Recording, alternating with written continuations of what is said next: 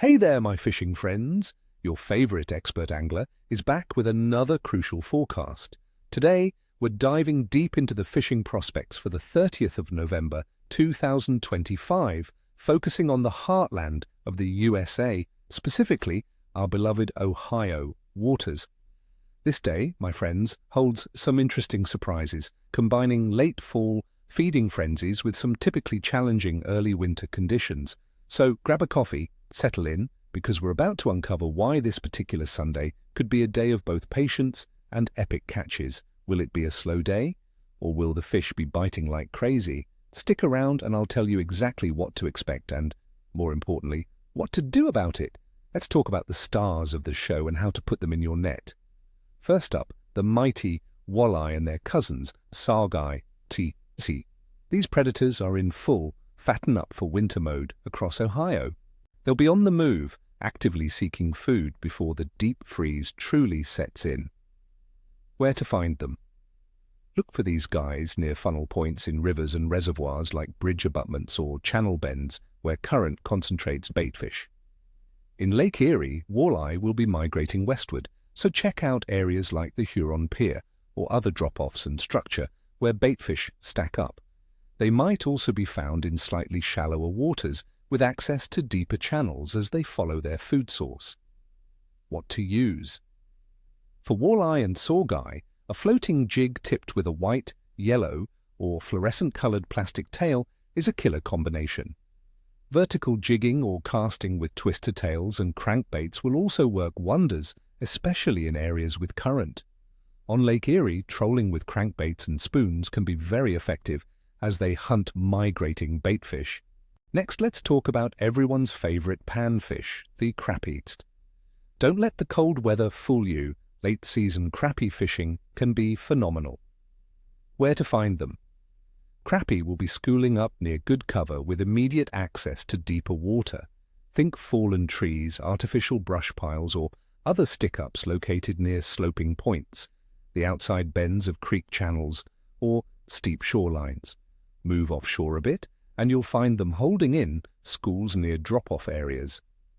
The cooling water means they might still be found shallower than their winter haunts, but always close to that quick escape to depth.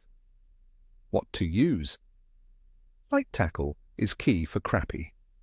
Small jigs like hair jigs or plastics tipped with minnows are hard to beat. Fish them vertically under a bobber a few feet deep, or use a slow retrieve.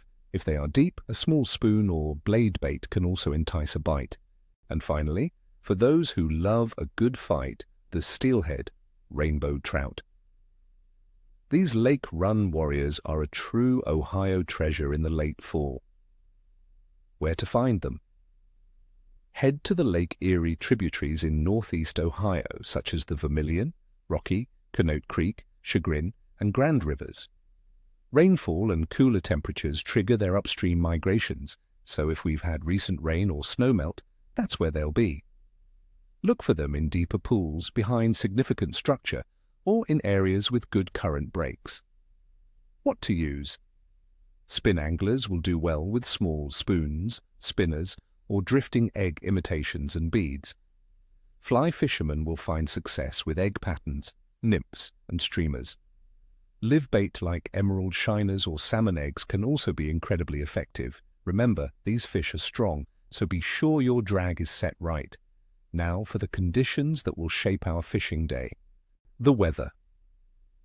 For Columbus, Ohio, on this 30th of November, we're looking at a chilly day. Daytime temperatures will hover between 27 and 38 degrees Fahrenheit, dropping to 27 degrees Fahrenheit at night. Expect a mix of rain and light snow during the day, with a 35% chance of snow, becoming mostly cloudy at night. Humidity will be around 81%. Atmospheric pressure is likely to be unstable or changing with this mixed precipitation, which can make the bite capricious for some species. While specific wind data for this exact day is scarce, the preceding days show strong westerly winds on Lake Erie, subsiding by Sunday. For inland waters, expect moderate cold winds, likely from the west or northwest, which will make it feel even colder. Dress in layers, my friends, because that wind chill will be biting. Water temperature. In Lake Erie, the water temperature in late November typically ranges between 40 and 50 degrees Fahrenheit. As of a few days prior, it was around 46 degrees Fahrenheit off Cleveland.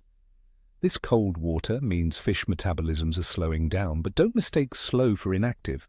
Many species are still actively feeding, but they're often concentrated in specific areas where they can expend less energy to find food and stay comfortable. The moon phase. On November 30th, 2025, we'll be under a waxing gibbous moon with 73 to 76% illumination. This means the moon will rise in the mid-afternoon and be visible through most of the night.